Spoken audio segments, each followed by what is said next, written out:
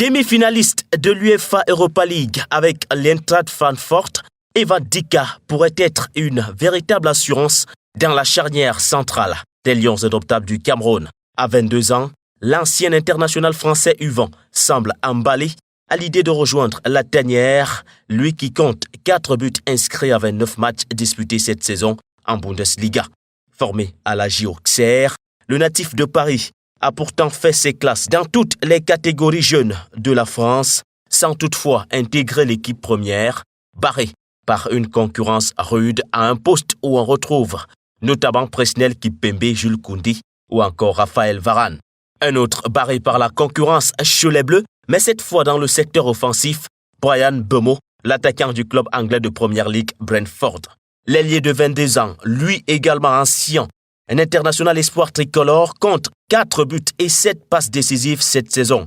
Déjà sollicité à de nombreuses reprises par le Cameroun, Bryan Mbeumo, qui s'était jusqu'ici donné un temps de réflexion, semble désormais résolu à porter la tunique des Lions indomptables du Cameroun. Hugo Ekitike, né le 20 juin 2002, est quant à lui présenté comme un futur crack, parfois comparé à un certain Kylian Mbappé.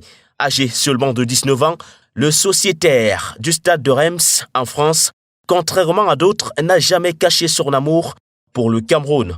Auteur de 9 buts en 21 matchs disputés cette saison en club, plus qu'une révélation, il est une véritable confirmation, lui qui est sollicité par de nombreux clubs, à l'instar de Newcastle, West Ham, Tottenham ou encore le Borussia Dortmund.